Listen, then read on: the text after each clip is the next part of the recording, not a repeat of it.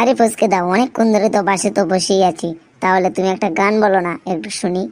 তোরা না যা বলিস, আরে যখন তখন কি গান বলা যায়? এসব বাসে ঘাটে যেখানে সেখানে একটা বলেই দিলে হলো যে গান বল গান বল। আরে ওরকম রেগে যাচ্ছ কেন? একটা বলো না।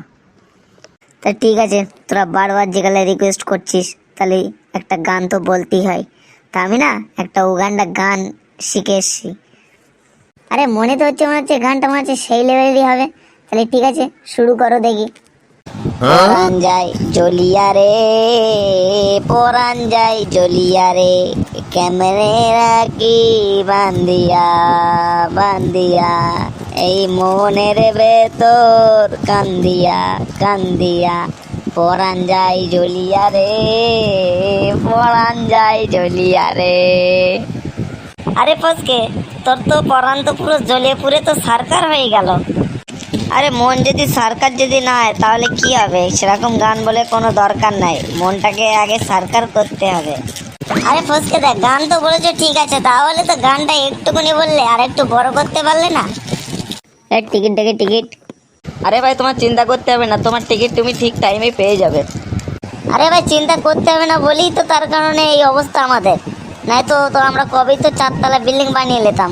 ওই কত লোক বলে পরে কাটছি টিকিট, পরে কাটছি বলে কখন নেমে চলে যায় কোনো খবর হয় না। আরে দাদারা, ভাইয়েরা, দিদিরা, এই ঠান্ডার সময় বা গরমের সময় খেয়ে যান ঠান্ডা ঠান্ডা কুল কুল জল। মানুষের হলো জল হলো জীবন, এই জীবনকে আপনারা খেয়ে নিন জলদি করে। আসুন, 10 টাকা 10 টাকা। এই জল আলা ফসকে, এদিকে আয় তো, একটা জল দে তো। এ নাও ভাই তোমার জল। জলদি করে জলটা দাও, গলাটা আগে ভিজিয়ে নেই। তা আমার পয়সাটা দিন। আরে কি বলবো ভাই, পয়সা তো আমার কাছে নেই জল কেনার মতো। তাহলে তুমি জলটা আমাকে দিয়ে যাও, কালকে তুমি পয়সা নিয়ে নেবে। আরে 1 বোতল জল বিক্রি করলে আমাদের কি সেরকম কোনো কিছু লাভ হয়? আমাদের 2-1 পয়সা লাভ হয়, তাতে আবার ধার বাকি। আরে ওরকম করিস কেন? আরে কালকে দিয়ে দেবো বললাম তো, কালকে নিয়ে নিস। আরে দোস্ত, তো তো ফাউ খাওয়া অভ্যাস ভালোই তো গেলই না আর। তা জল তো নিয়ে নিলি, তা আমাকে একটু দে না রে। আরে দাঁড়া না রে, আমি একটু খেতে দে, তারপরে তুই নিস। খেচর মেচর খেচর মেচর খেচর মেচর খেচর মেচর। আরে তুই তো সবই জল খেয়ে নিলি, তা আমাকে কি দিবি?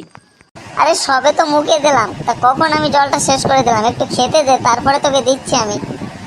আরে দোস্ত, জল তো খেয়ে আমার তো পেশাব লেগেছে, এখন কি হবে? ও কন্ডাক্টর ভাই, একটু বাসটা দাঁড়াতে বলুন না, আমার বন্ধুর পেশাব লেগেছে, একটু পেশাব পিঠে আসতে দিন। বাসের মধ্যে আবার কার পেশাব লেগেছে? এটা কি পার্সোনাল কি রিজার্ভ করা বাস নাকি, যে পেশাব লাগলে বাসটা সাইড করে দাঁড়াতে হবে? এ বাস কোনো দাঁড়াবে না। ও কন্ডাক্টর ভাই, একটু বাসটাকে একটু দাঁড়াতে বলুন না, নয়তো আমার খুব জোরে লেগেছে, না তো আমি প্যানেই দিয়ে দিলাম। না না, তোর বাসের মধ্যে ছেড়তে হবে না। এই ড্রাইভার, একটু বাসটা সাইড করে দাঁড়াও তো। আরে বন্ধু, বোতলটা এখানে থাক, আমি একটু পেশাব ফিরে আসছি। ঠিক আছে, এখানে রেখে যা, তাড়াতাড়ি আসিস। আরে অত টেনশন নিচ্ছি কেন, যাবো আর আসবো। আরে দোস্ত, তোকে কি বলবো, পেশাব ফিরে না কি যে শান্তি লাগলো। দে জলটা, একটু একটু জল খাই। আরে তোকে আর বেশি জল খেতে হবে না, জল খেলে আবার তোর পেশাব লাগবে। আরে বন্ধু দে না রে। আরে ওরকম আর পেশাব লাগবে না, একটুখানি খাই। তা নে খা। খেচর মাচর খেচর মাচর খেচর মাচর খেচর মাচর। এবার আবার জল খাচ্ছে তো খাক, এবার যদি পেশাব লাগে আর কিন্তু বাস বলো দাঁড়াবে না। আরে কন্ডাক্টর, তোমার কথা শুনে তো মনে হচ্ছে বাসের মধ্যে কোনো জল টালি খাওয়া যাবে না। জল পিপাসা লেগেছে, তা জল খাবো না আমরা? আরে দোস্ত, আবার তো পেশাব লাগলো। আমি তো তোকে প্রথমেই বললাম যে বাস আর দাঁড়াবে না, আর তুই বেশি জল খাস না, জল কেন খেতে গেলি তুই? আরে দোস্ত, ওরকম করিস না, একটু বল না বাসটা দাঁড়াতে, কেন আমি যাবো আর আসবো। ও কন্ডাক্টর ভাই, আর একটু বাসটাকে সাইড করে দাঁড়াতে বলুন না, আমার বন্ধুরা আবার পেশাব লেগেছে, পেশাব ফিরে যাবে আর আসবে। আরে আর বাস দাঁড় করানো যাবে না, তোমরা বারবার কি শুধু পেশাব লাগছে আর জল খাচ্ছ এই সাইডে। আর কি লোকজন নেই বাসের মধ্যে? তোমাদের জন্য কি বাসটা পার্সোনাল করা? আর এদের জন্য কি নেই? এদেরও তো অফিসে যাবে, এদের অফিসের একটা টাইম আছে, সে টাইমে যে না যেতে পারে, এরা অফিসে গিয়ে আগে কি করবে? তুমি দাঁড় করাতে বলবে, না তো বলো তোমার গায়ে কিন্তু পেশাব করে দেবো। না, বাস আর দাঁড় করানো যাবে না, তুই ওখান থেকে জানলা গলিয়ে ছেড়ে দে। আরে কন্ডাক্টর ভাই, এই জানলা গলিয়ে দিলে হাওয়া আসলে তো পেছনের সিটে যারা বসে আছে তাদের তো গায়ে গিয়ে লাগবে। না না, বাস আর দাঁড়াবে না। ঠিক আছে, আপনি গেলে বাস গেলে দাঁড় করাতে বলবেন না, ঠিক আছে? আমি এখানে কিন্তু ছেড়ে দিচ্ছি, কেননা আমি আর সহ্য করতে পারছি না। ঠিক আছে, এই বাস কিন্তু লাস্টবারের মতো দাঁড় করতে বলছি। আর বলো পিসাব লাগলেও আর বলো দাঁড়াবেই না বাস।